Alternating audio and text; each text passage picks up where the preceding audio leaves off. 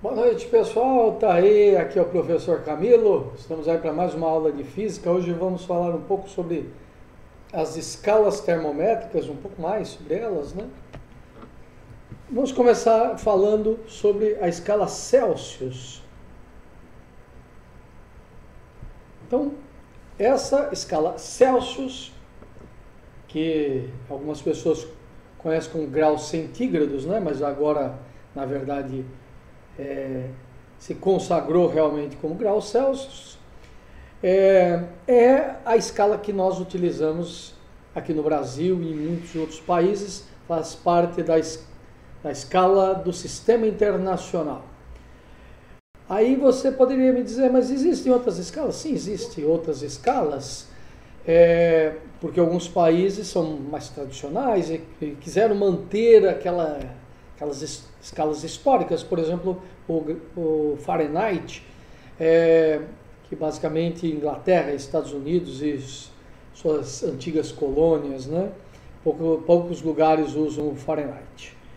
Mas com a globalização do mundo, precisamos saber o que uma corresponde à outra, né? Então, primeiro vamos falar sobre as escalas relativas, né? Que recebem o grau, né? Aquela bolinha. E depois a gente vai falar sobre a escala absoluta, que é a escala de Kelvin, né? Esse não recebe grau, é só Kelvin, não é grau Celsius e grau Fahrenheit, é só Kelvin, que é uma escala absoluta. Então vamos lá. Um pouco de história sobre Celsius, né? Então o Celsius, em algum momento, ele procurou pontos fixos que são sempre da mesma maneira na natureza, em qualquer lugar do planeta que você for, logicamente dentro daquelas condições. Então, por exemplo, lá o nível do mar, por exemplo, ele constatou que o gelo derrete sempre nas mesmas condições, né? Então ele passa pelo processo de fusão do gelo nas mesmas condições em qualquer lugar do mundo, desde que esteja ao nível do mar. Muito bem, então o que ele fez? Ele pegou gelo, levou lá para o nível do mar, e conforme o gelo foi derretendo, ele colocou lá um termômetro, e nós vimos já que o termômetro sofre aqui no seu bulbo uma dilatação em função da agitação térmica.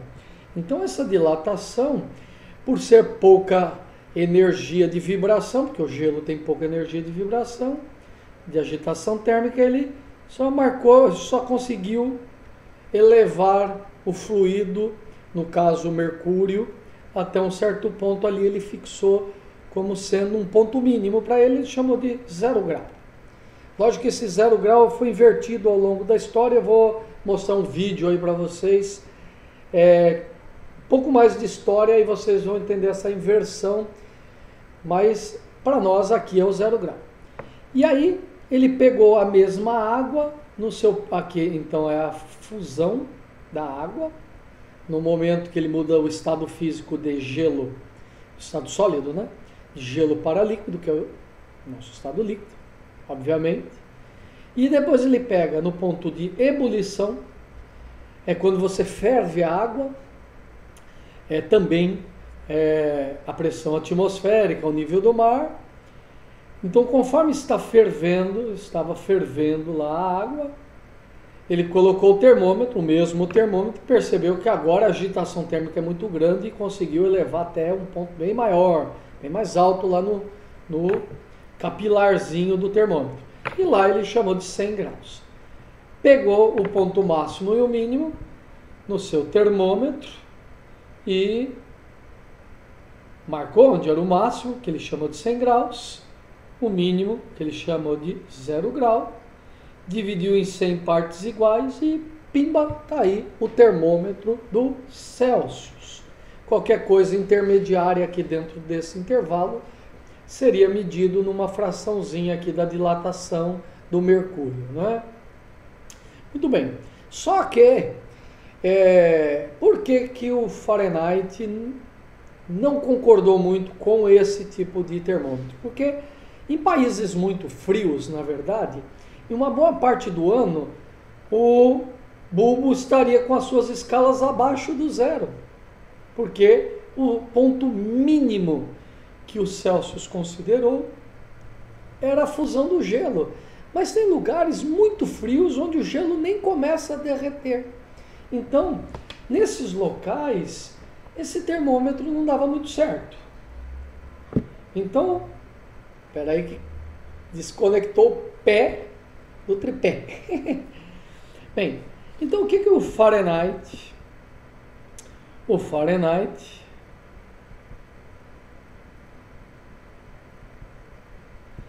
ele fez o seguinte: já que aqui é muito frio, e sabe-se que, na verdade, essa é uma questão, que a presença do sal dentro da água muda o ponto de fusão, fica mais difícil compactar as moléculas a ponto delas virarem sólidos.